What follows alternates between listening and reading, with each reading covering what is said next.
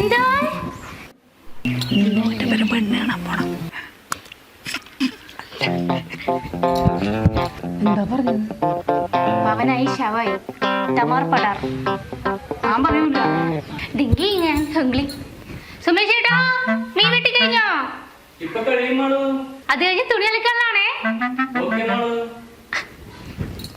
ചേച്ചി ശിവ് ചേട്ടാ